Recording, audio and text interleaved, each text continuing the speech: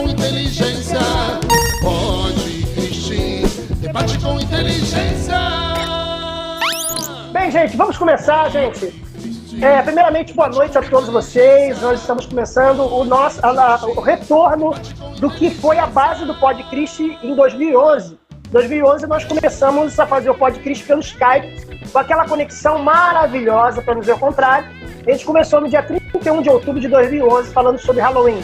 Foi quando o Pod Cristi surgiu, né, com a proposta de falar de assuntos que normalmente as igrejas não tratam, como extraterrestre, dinossauro, redução da maioridade penal, aborto, e esses assuntos assim, bem polêmicos, como se crente bebe ou não bebe, e outros assuntos interessantes que o Pod Cristi tem tratado nesses 9 anos. Né? E em comemoração aos 10 anos, ano que vem, nós estamos trazendo de volta esse bate-papo, esse podcast, né? Nesse caso em vídeo, né? Para que a gente pudesse falar sobre um assunto. O tema de hoje é a história da música cristã. Estão aqui conosco pessoas que não somente conhecem a história da música cristã, como viveram plenamente a música cristã no Brasil, né? Então, eu queria falar, primeiramente, com a galera da história. Eu quero saber o seguinte, como é ou quando surgiu a música cristã, digamos assim, ela se desenvolveu, ela começou a ter algum tipo de desenvolvimento musical, de gravação aqui no Brasil. Quem pode me falar primeiro? LED ou o Pastor Ramon? Fala aí. Fala aí, Pastor Ramon. Rapaz... Eu fico tímido com tanta gente boa, pois eu fico tímido. Eu também estou aqui, mas para iniciar aí a conversa, eu acho que nós temos alguns marcos, né? Gravações, elas são antigas. Quando começaram a gravar no Brasil, a gente tem registro, mas eu particularmente começo sempre a contar ou falar a partir do final dos anos 50, com a geração dos cantores, aquela linha mais clássica, Luiz de Carvalho, Feliciano Amaral. A partir do fim dos anos 50 a gente já começa.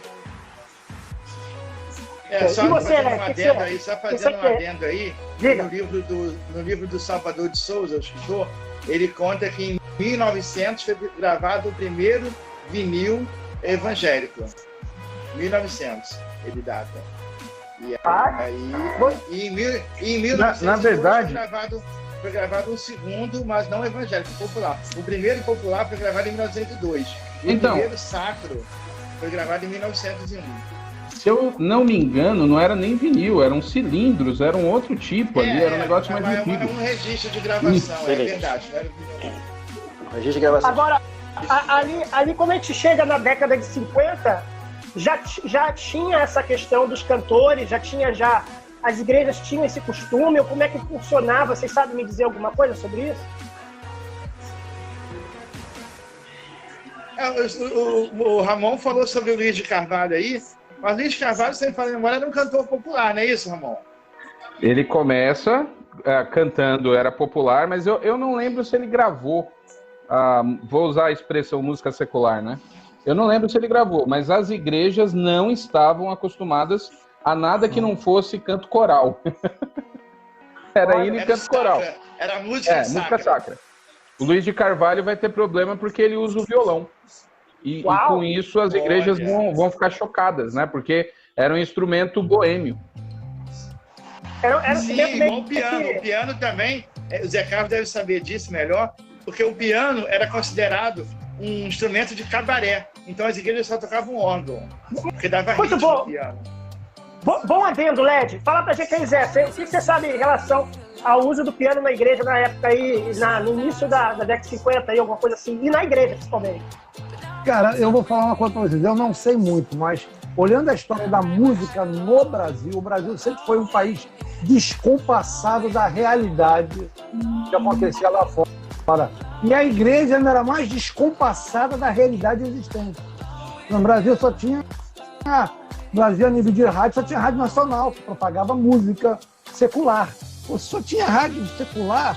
Imagina as igrejas não haviam muito, apesar dos Estados Unidos já terem piano, já ter órgão, o órgão realmente era muito difícil por causa do presbiterianismo, as igrejas, mas éramos completamente compassados, né, desconectados. Eu vejo na música popular, na faculdade há embates terríveis de acadêmico, porque quando se demonstra isso, que ainda hoje reflete a realidade da música nacional, da música evangélica, desconectada da realidade que acontece lá fora.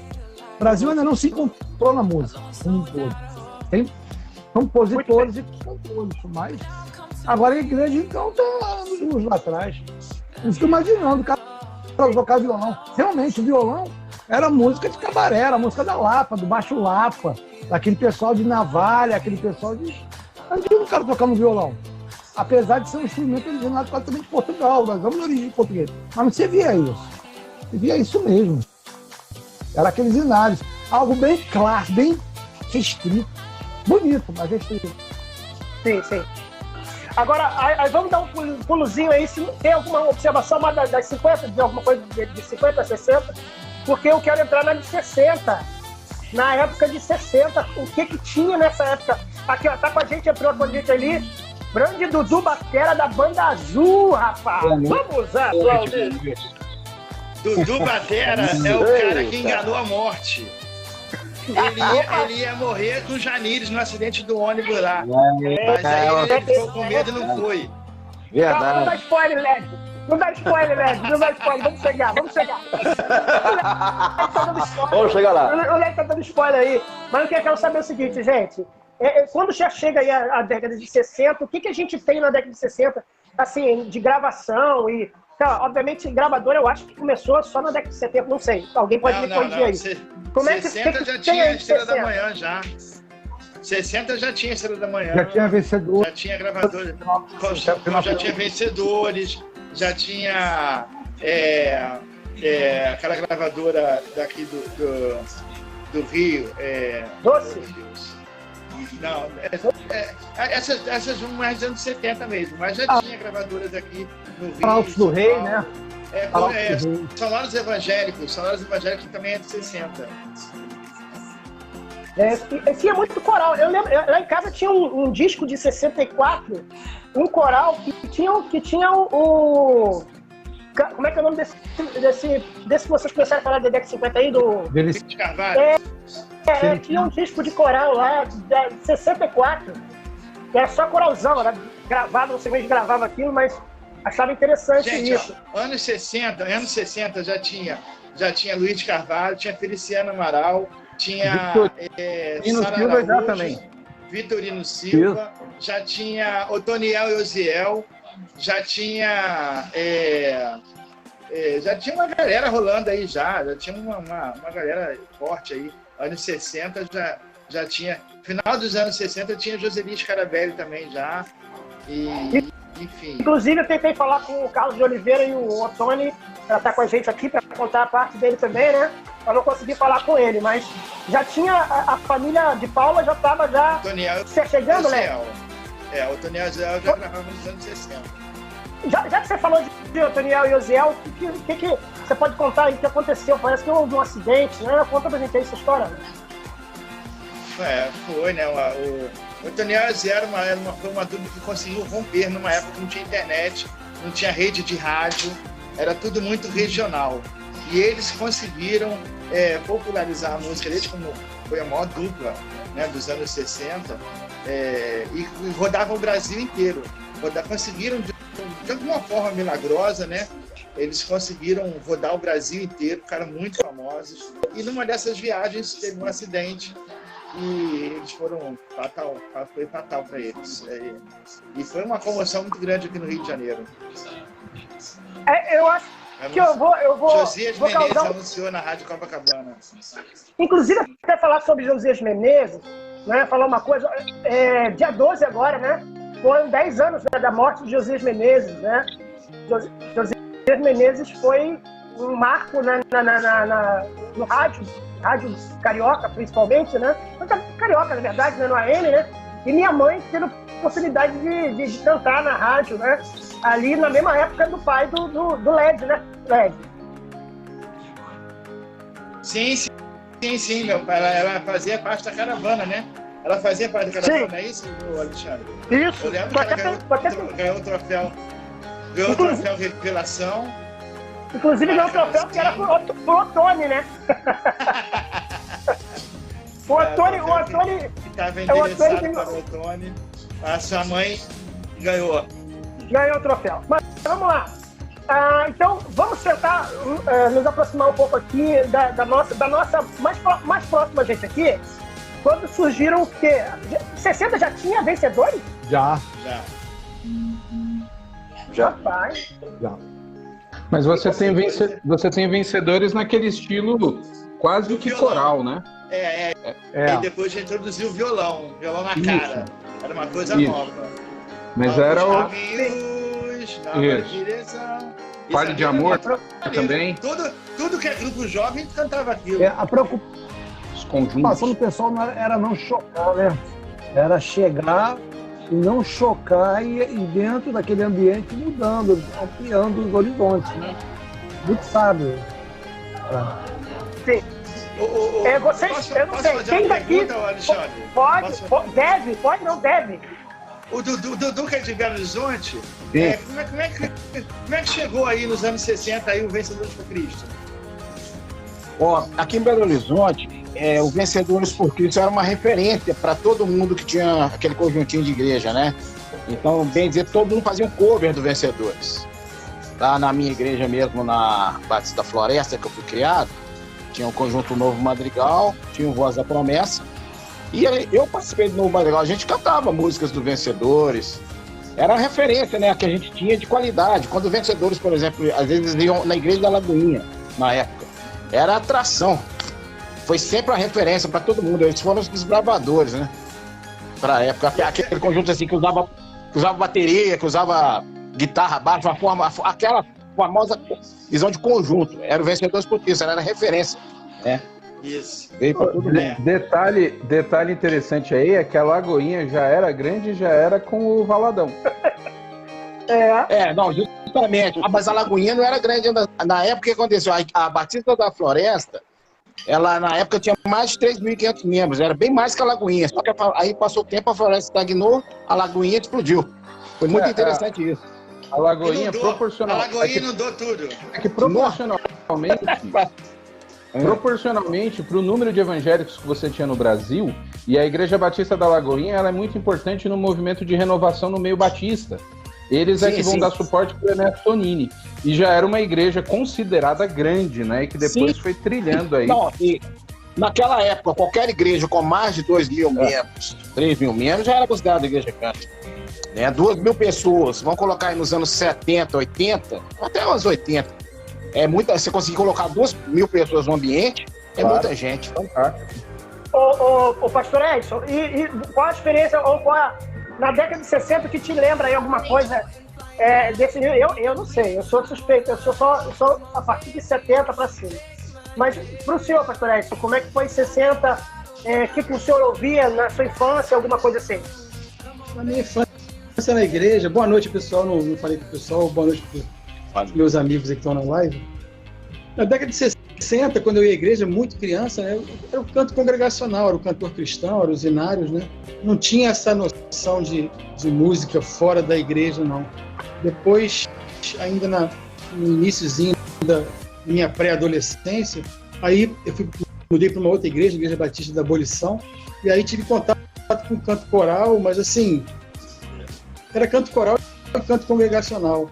Eu fui ter contato mesmo com uma música fora da congregação quando eu me converti em 77. Aí era Grupo Elo, era Vencedores, que eu não tinha muito acesso, mas Grupo Elo eu tinha, e tinha os Coral Prisma, né, que era da Igreja Adventista. Mas eu gostava muito de quarteto, então eu tinha lá disco do Arautos do Rei, tinha disco do Quarteto Louvor. Essa a minha primeira contato com música fora da congregação, assim, música cristã fora do canto congregacional, é esse aí que eu estou te falando. Logo no início da minha conversão mesmo, né? Vencedores, Grupo Elo e os quartetos, Arautos do Rei, Quarteto Louvor, principalmente. Um grupo que eu curtia muito nos anos 70, mas muito mesmo, era o Novo Alvorecer. O pessoal lembra do Novo Alvorecer aí? Lembro. Novo Alvorecer é da presbiteriana, não é isso? Cara, eu sei que era muito bom. Eles só lançavam os discos assim, com músicas que eram virais, né? Eu lembro de El Shaddai, El Shaddai, El Shaddai, Senhor do céu. Tinha um LP Êxodo, tinha Ensina-me, tinha... Nossa, era muita música, cara, que eles lançavam, que agora, o grupo jovem da minha igreja tudo absorvia. Ele tá falando desses quartetos vocais. Isso era muito, assim, aqui em Belo Horizonte tinha muito isso. Quartetos vocais, masculino principalmente. Eu tive contato com o quarteto Arauto do Senhor, que era da gravadora Canaã. Meu pai falou em Belo Horizonte, aí eu acho que a gente pode lembrar da importância que o pastor Edson falou do Grupo Elo, né? O Grupo Elo que vai nascer, e aí a gente pode colocar na conversa. Muito importante o Palavra da Vida, o seminário, porque tem uma questão musical ali também. As missões que vão surgindo também com música. Você tem os Jovens da Verdade, o JV, que vai ter uma questão musical muito forte por causa dos acampamentos. E você tem, gente, a MPC, não é isso? Mocidade para Cristo. Mocidade para Cristo. É Belo Horizonte, não é isso? Que eles nascem? Isso.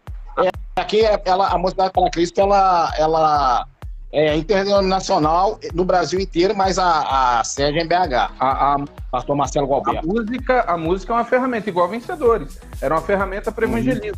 Nesse período aí, pelo menos a minha opinião, não sei se vocês vão concordar ou discordar, eu acho que nos anos 60, até final dos anos 70, eu acho particularmente que ainda não existe uma conotação de mercado. Eu acho que ainda não tem essa questão mercadológica. Você pega Vencedores, por exemplo. Vencedores não gravava disco para grandes números. Vencedores gravava disco para vender disco para viagem, para bancar as viagens. E as missões faziam isso. Então, eu acho que essa época a gente não tem uma questão mercado, estratégia de venda, essa questão artística, eu acho que ela ainda não existe.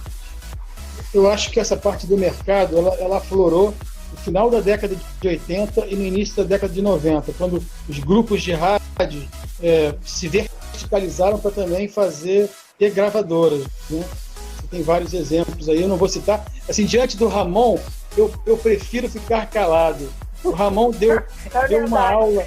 O Ramon deu uma aula no meu curso que até hoje o pessoal comenta. Esse mesmo recorte aí da década de 60 até os anos... É tremendo. Mas assim, essa é a minha opinião, sabe?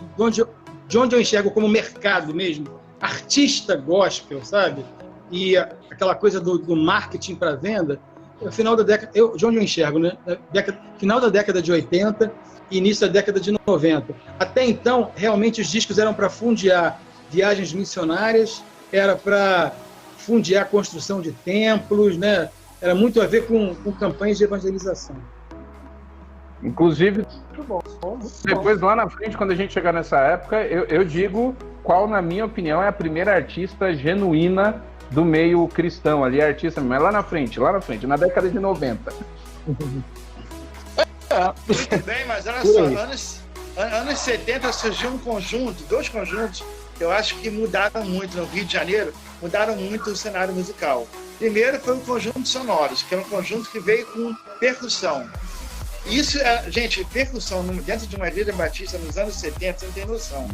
O cara vinha, ele tinha o Ismael, né, que acabou morrendo no acidente que eles sofreram.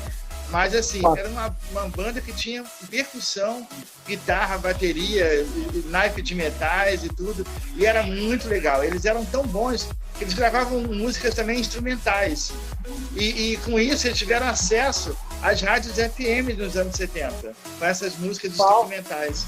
Você ouvia na rádio, na JB, acho que é JB, se não me falha a memória, tocava sonoros nos anos 70, entendeu? Onde não existia música gospel, muito menos numa rádio FM.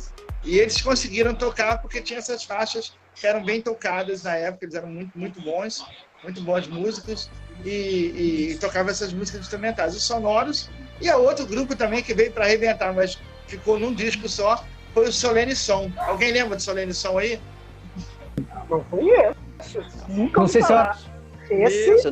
Meu Deus do céu. Interessante. Não, se o Ramon não sabe, ninguém sabe. Para com isso. Gente, Solene Som era formado por nada mais, nada menos do que Edson Thelma, Uau! o Edivaldo, do Alto Louvores, Edivaldo Novaes, Edivaldo e Ceni Silva, que era uma outra cantora que tinha na época também. Cara, eles cantavam muitas canções que eram muito legais, eram bem sabe? Pelo sol que brilha, glória a Deus, pela chuva nasce. Ednilson, A música eu reconheço. Eu citaria nessa cena aí dos anos 70 os Cantores de Cristo. Cantores de Cristo, não pode deixar de falar, realmente. Outro conjunto também. Foi no encontrão que eu me converti. O cara que pegou foi do Cantores de Cristo. Em julho de 77. E eles já tinham um PA na época, tinham um tremendão. Eles tinham equipamento muito legal, cantores. Eles gravaram acho que os 3 discos, entendeu? Eu lembro de um disco deles de capa dupla, que tinha eles desenhado e um na capa vermelha, um som, uma luz vermelha em cima, tipo baile. Na época deu da capa eu não me lembro, mas por que isso? Porque a pessoa que, assim, uma das maiores influências na minha vida em relação à música era o regente do coral da igreja que eu era membro, que eu me converti. Chama-se Adérico Freire da Silva. O Adérico, ele ensaiava o Cantores de Cristo, fazia orquestração e o arranjo vocal. E tinha músicas do Adérico também nesses discos. Edson, outro conjunto também que surgiu nos anos 70 foi Embaixadores de Sião. Você não conhece? Embaixadores de Sião. Você não conhece Embaixadores de Sião? Não conheço, não. Embaixadores o Rosto de Cristo, de Recife. De Recife. Eles cantavam o Rosto de Cristo. É uma referência. Cantavam muito Jesus forte. É o amigo da hora. Jesus é o amigo do dia. E eles tinham uma mega produção para a época. Eles tinham ônibus, né? Um micro-ônibus. Eles tinham guitarras importadas. Eles tinham, sabe, um negócio assim que era espantoso. Isso é 70? Isso 70. E, olha, e eles tinham coisas que The Figures não tinha pra época. Eles tinham um Moog de última geração. Eles tinham opção de coisa de doido mesmo. Eles vão ser importantes na história, por exemplo, do Armando Filho, da Denise, que vai cantar com o Luiz de Carvalho, né? Eles são uma referência muito forte no Nordeste. Bicudo. Também. Eles são, isso é 70. Isso é 70. 70 ainda. 70. Agora sim. E claro, o som maior, né? Não pode fechar a década de 70 sem falar de som maior, né? Mas deixa eu falar uma coisa. Pode todos vocês cresceram em igreja, correto? Sim. Eu cresci. Eu não cresci. Eu nem sabia. Em 76, a única coisa que eu sabia de igreja era ver Família Walton. E o meu sonho era estar numa igreja que cantasse hino com alguém que fosse no final do serviço lá apertar minha mão na porta. Então, para nós, que a gente não era de igreja, mas que ao mesmo tempo estava envolvido em música, por exemplo, 60, 65, eu imitava o Paul McCartney tocando baixo. Minha vida era Beatles. 65, então 67, 68, eu brincava com a minha irmã cantando São José Pelone. Então, eu não vou negar para você que quando eu aceitei Jesus, para mim foi um choque. Sair de uma realidade de Beatles, The Who, Led Zeppelin, Genesis, Yes, Emerson Lake and Palmer, Rick Wakeman, Viajação da Terra, que a gente teve a oportunidade de ver no Rio de Janeiro, e assistir o contexto de música cristã, ainda que seja embrionário, mas completamente distante da realidade que existia no mundo exterior. Foi um choque. Eu falei, eu como cristão, eu vinha de uma banda de punk rock. Eu tocava em punk rock. O nome da minha banda era Divisão Panzer. E quando eu fui igreja, aí eu fiquei órfão, né? Mas muito foi ótimo que eu falei isso. Meu Deus, é isso? Tralali, lalá. Eu falei, pô, mas tudo bem. Mas é isso. Eu fiquei arrasado. Eu falei, meu Deus, não acredito que a música. Desculpa. É isso. E você escutava. Pink Floyd, a gente tinha um show, talvez o pastor Edson vai se lembrar, depois do Jornal Hoje, tinha o Rock Festival com o Nelson Mota, que era Pink Floyd tocando no Coliseu de Roma. E quando eu entrei para a igreja, eu falei, cara, que certinho tocando, parecia um boneco. Falei, cara, eu tô acostumado o cara rolar no palco. Tem um detalhe importante na década de 70, porque a gente vai ter. Existe um delay cultural, né, na questão musical. O Brasil, de uma certa maneira, ele fica atrás. na música cristã, curiosamente, o final dos anos 70, eu acho que é um momento que nós talvez tenhamos a melhor equiparação em termos de nomes da música cristã com o que está acontecendo na música brasileira, que é a questão da bossa nova e da MPB. No final, os vencedores acordaram um momento. Você vê que as músicas eles passaram a ser o quê? Bem MPB.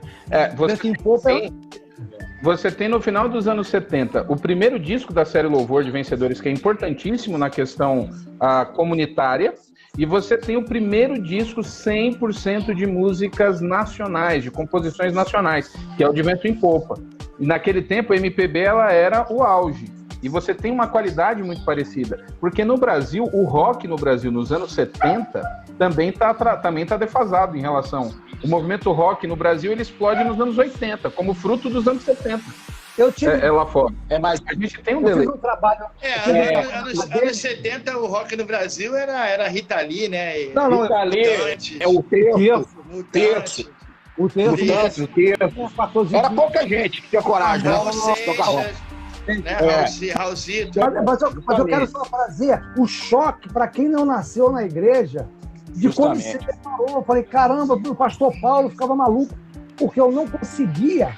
Eu estava tocando baixo, daqui a pouco uma música eu já estava pulsando com palhete. O pastor Paulo leva para mim. Eu tinha que ficar todo certinho, porque eu não conseguia separar. A partir daí que veio o Complexo J, eu falei, cara, eu não aguento mais. Eu quero tocar, eu quero pensar, eu quero sonhar. Por exemplo, a partir daí, graças a Deus, via Petra, White Cross, uma banda que mudou a minha vida, que eu conheci, Love Song, Meninos da Califórnia.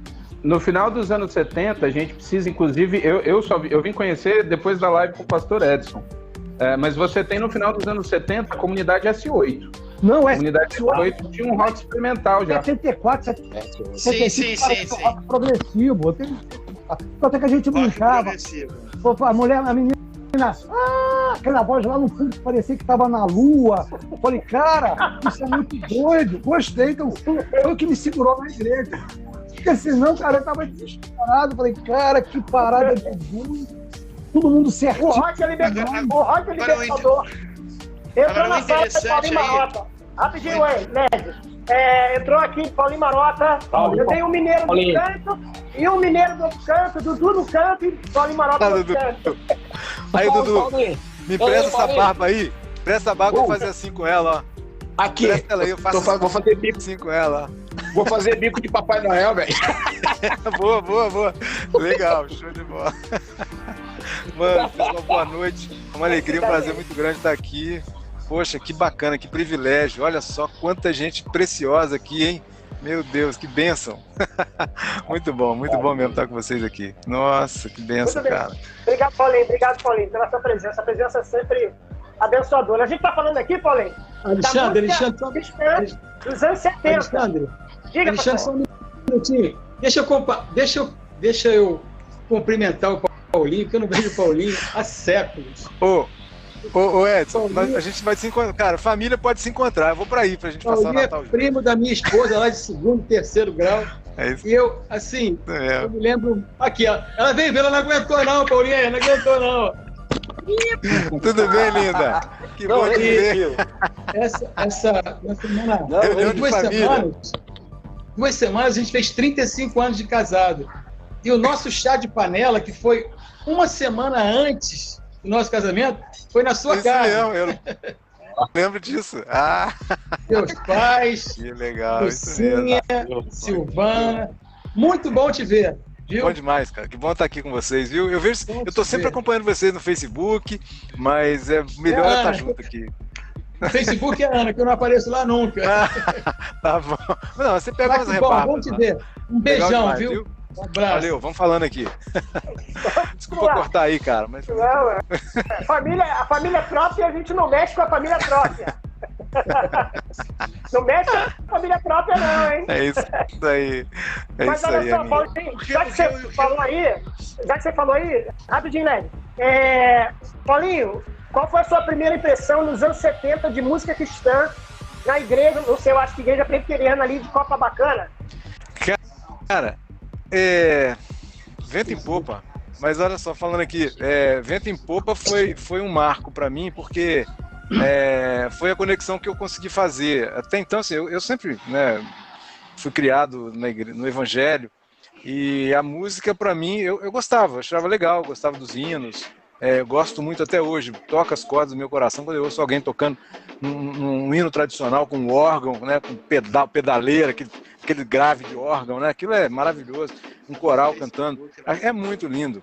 Mas era um pouco fora do nosso contexto, né, a gente estava vivendo um momento de muita mudança, né, e a gente via toda aquela riqueza musical nas rádios, nos álbuns que eram lançados, na TV, né, nos festivais, o rock que estava chegando com toda a força, a Jovem Guarda, os Beatles, que eram assim, que abriram caminho para isso, né? Eu não tinha visto nada igual. E assim, lá em casa, meu pai gostava muito de bossa nova.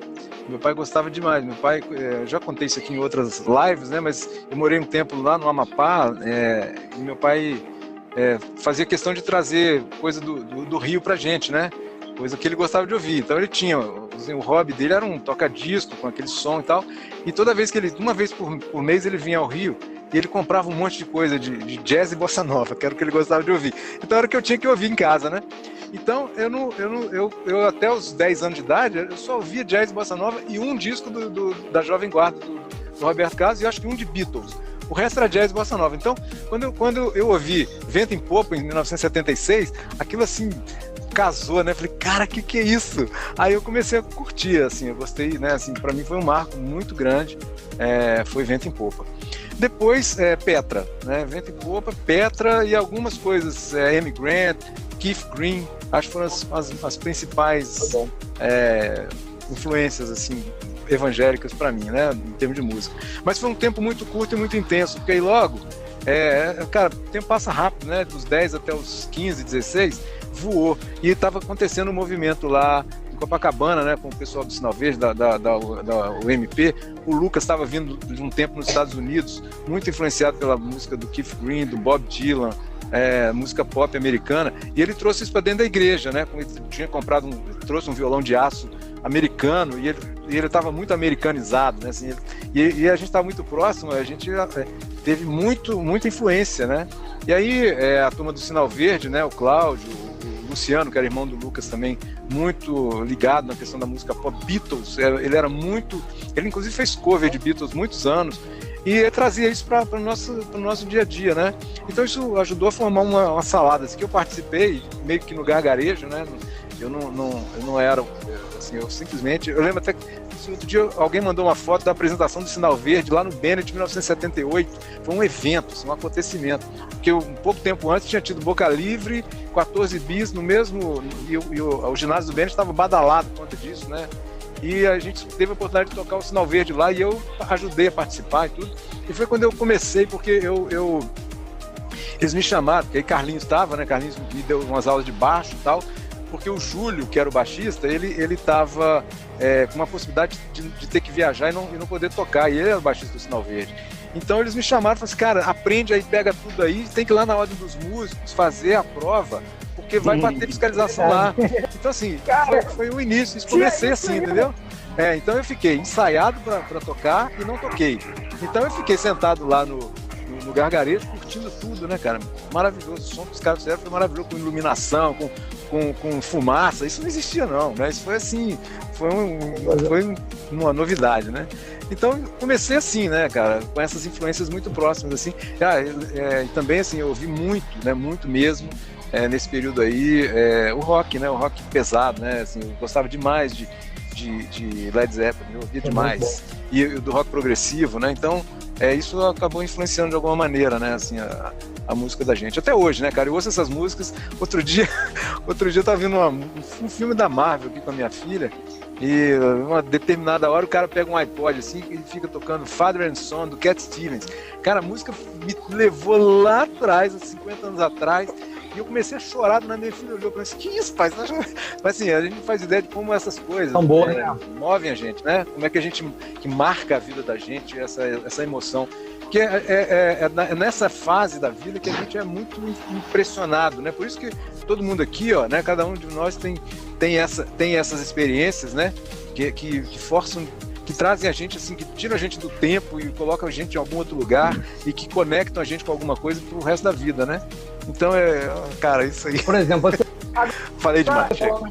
Você falou um negócio legal, que lá na Maranata nós fomos influenciados também muito o John Denver. A gente, no começo... John Denver? Putz, demais. Pô, a gente arrumou lá um violão de corda de aço, foi em 78. Pode crer, isso mesmo. A gente já não queria tocar aquele chacundu, já queria tocar aquele country. Isso mesmo. John Denver, é isso mesmo. John Denver. James Taylor é outra influência muito forte. Então, são realidades, como você está falando. Quando eu fui para a igreja e vi aí, quase que eu passei, eu falei, meu Deus, tudo bem, o Jesus já mandou no rock. Depois, quando eu vi perto, eu falei, então o rock pode? Então o rock pode. Aí eu falei, glória a Deus, aleluia. Pode crer. Olha só, deixa eu contar um negócio engraçado aqui.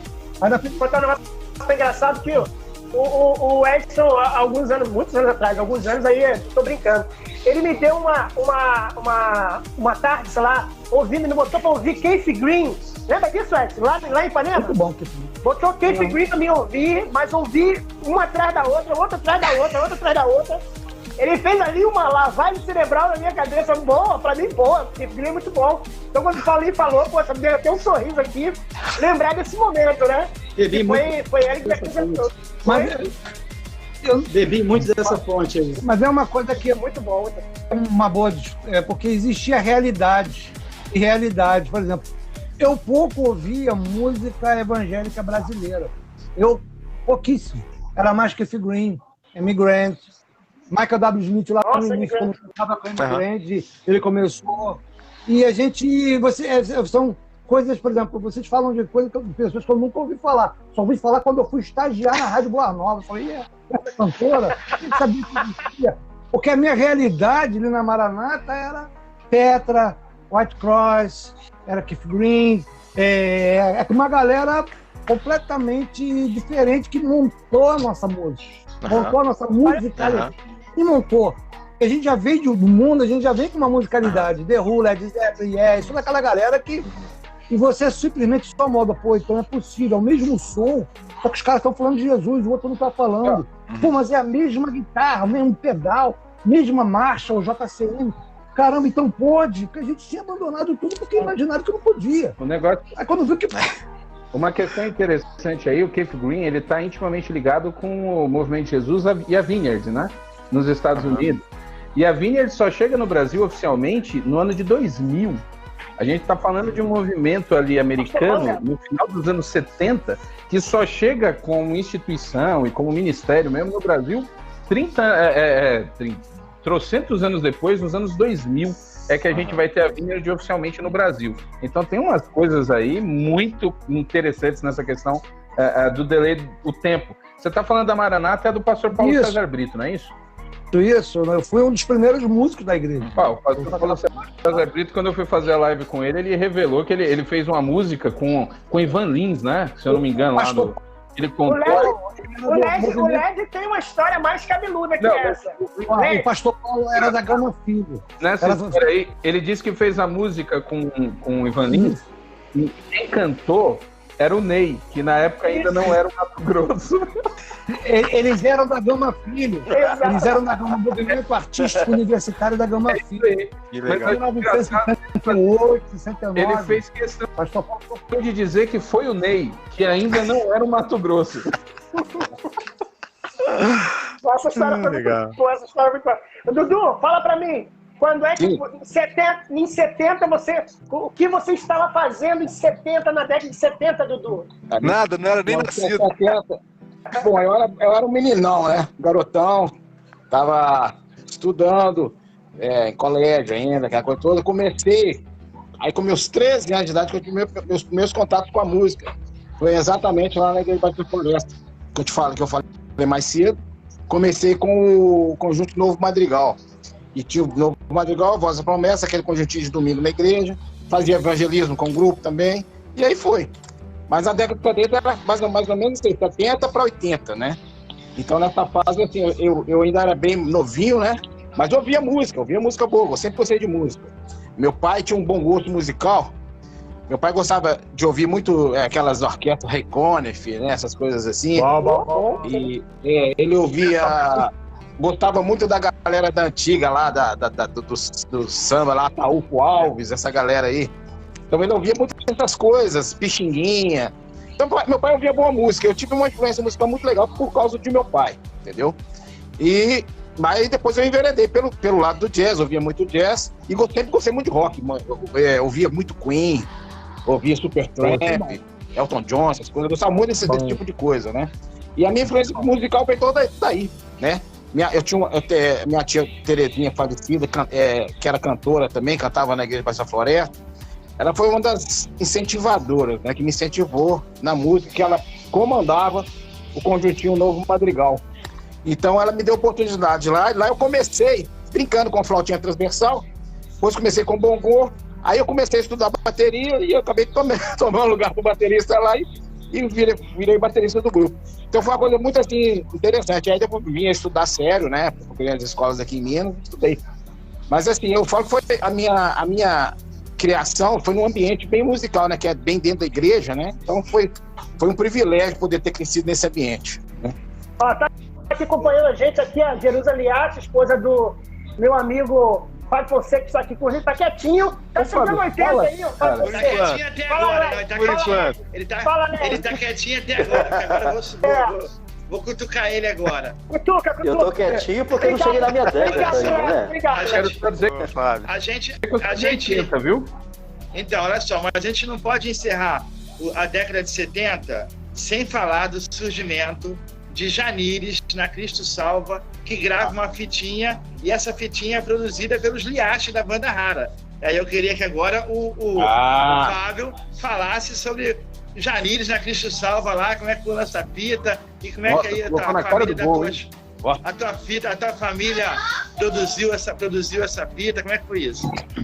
Eu quero fazer um pequeno adendo aqui, antes de falar sobre Janires, da década de 70. No finalzinho dos anos 60, que foi uma banda chamada, vamos dizer, né, um conjunto, um trio, sei lá, os Redimidos, né, que também teve um movimento bacana aqui em São Paulo, com o Josias Isidoro, né, o homem da voz de ouro, que eu brinco sempre, e teve um movimento, tem aquela coisa de uma música diferente, entrando com a guitarra, com aquele gingado, também teve uma certa resistência, né, isso já no finalzinho dos anos 60.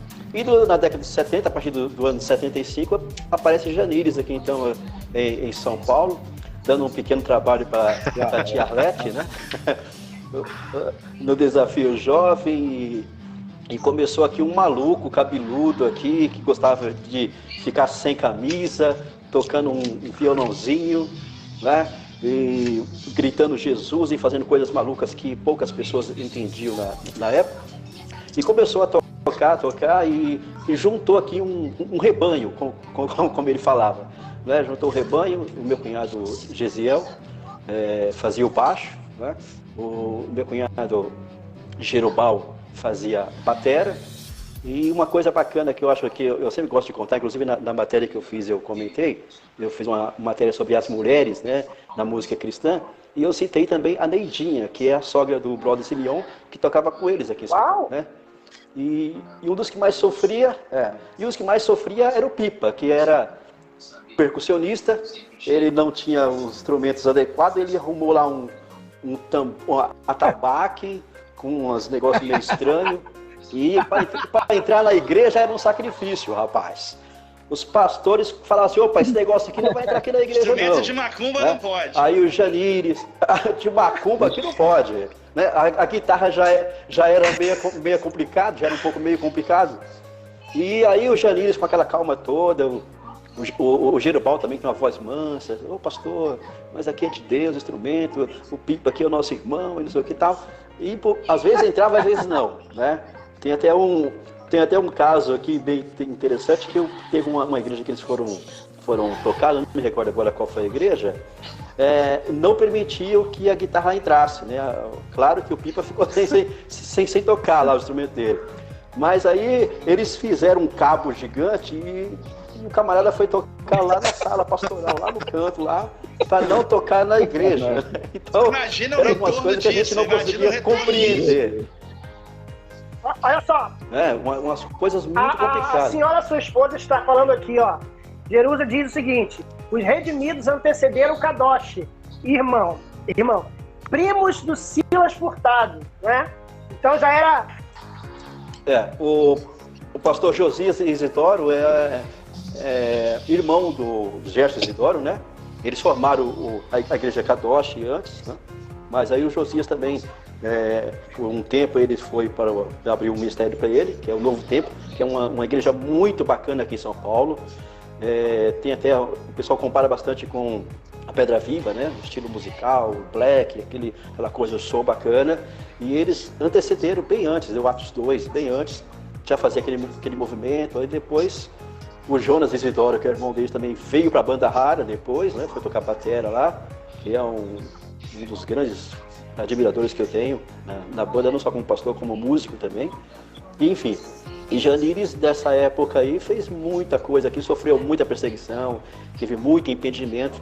E foi quando, então, o meu sogro resolveu dar uma força para ele, produzir aquela fitinha, né, rebanhão. Fala o nome do seu sogro, porque tem gente que não sabe, né?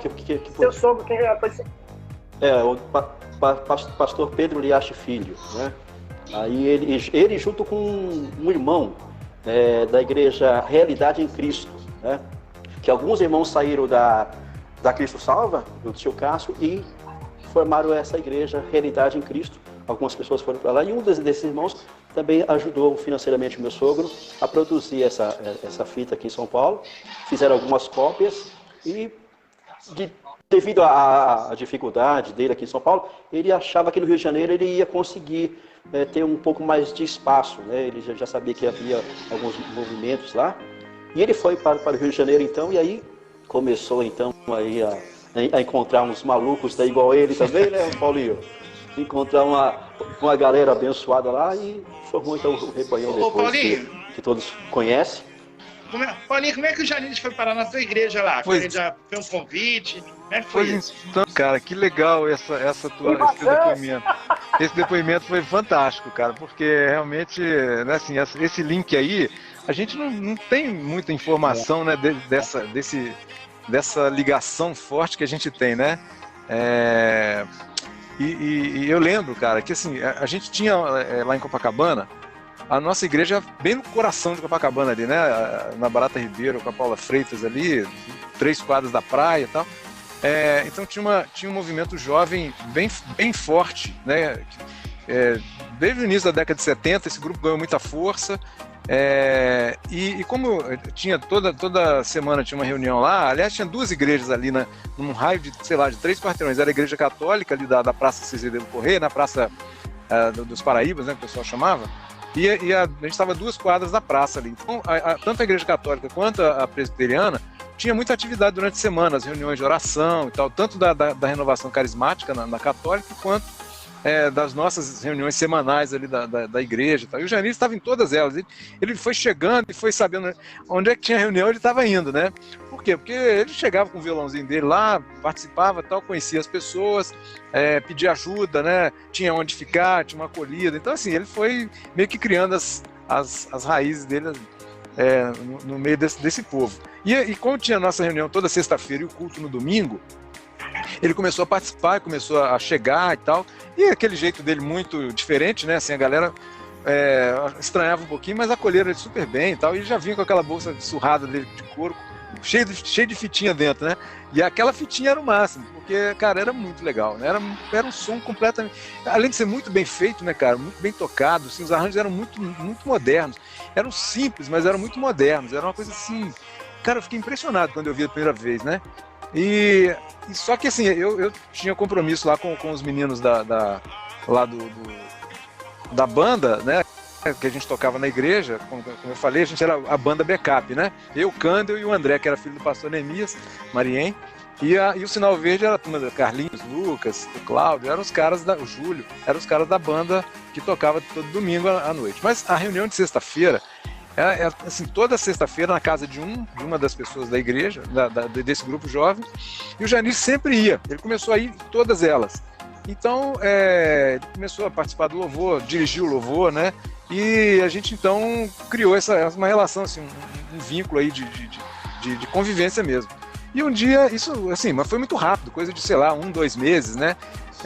Aí eu lembro um dia que ele chegou com o Pedro, né? Que a mãe do Pedro ela tinha uma reunião dessa da igreja da Católica.